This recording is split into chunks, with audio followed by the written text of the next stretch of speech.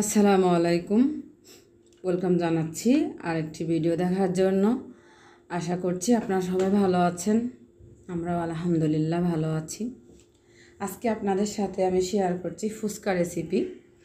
তো খুব সহজভাবে বাসায় তৈরি করব ফুচকা। ফুচকাওয়ালা মামাদের মতো ফুচকা তৈরি করে খাবো বাসায়। তো ফুচকা তৈরি করার জন্য প্রথমে আমি করে নিয়েছি আলুর ভর্তা। এখানে আমি ডালসহ আলু সেদ্ধ করে নিয়ে তারপর এগুলোকে আলুর ভর্তা বানিয়ে নিয়েছি আর কি।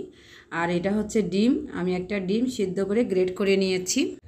আমি আসলে আলু আর ডাল সেদ্ধ করার সময় আপনাদেরকে দেখাই নাই, কারণ ভিডিওটা অনেক বড় হয়ে যায়। একটু ছোট করে ভিডিওটা করেছি। আর এটা টক বানিয়েছি আর ফুচকাগুলো ভেজে নিলাম। রেডিমেড প্যাকেটের ফুচকা পাওয়া যায়, কষ্ট করে আর বানানোর দরকার কি, সেজন্য রেডিমেড যে প্যাকেটের ফুচকাগুলো পাওয়া যায় আমি ওই প্যাকেটটাই নিয়েছি।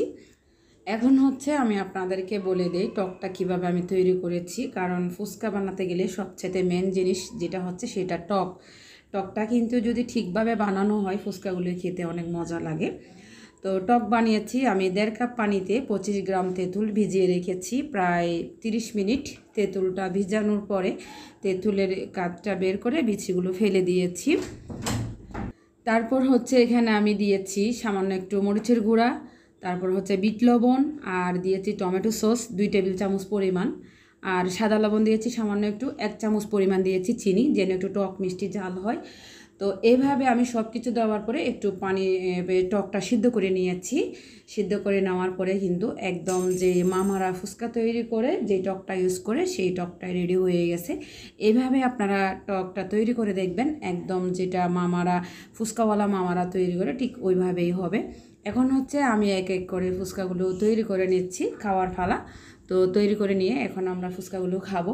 একটু কষ্ট করলেই কিন্তু বাসায় খুব সহজভাবে স্বাস্থ্যসম্মতভাবে ফুচকা তৈরি করা যায়। তো আমি কিন্তু এখানে বেশ কয়েকটা তৈরি করেছি, আরও কিছু আছে পরে বানিয়ে নেব। তো আমার আজকের ফুচকার রেসিপিটা আপনাদের কাছে কেমন লাগলো আপনারা কমেন্ট করে জানাবেন। আমার রেসিপিটা ভালো লাগলে লাইক কমেন্ট শেয়ার করবেন। আজকের ভিডিওটা এখানে শেষ করছি। সবাই ভালো থাকবেন। আল্লাহ হাফেজ। আসসালামু আলাইকুম।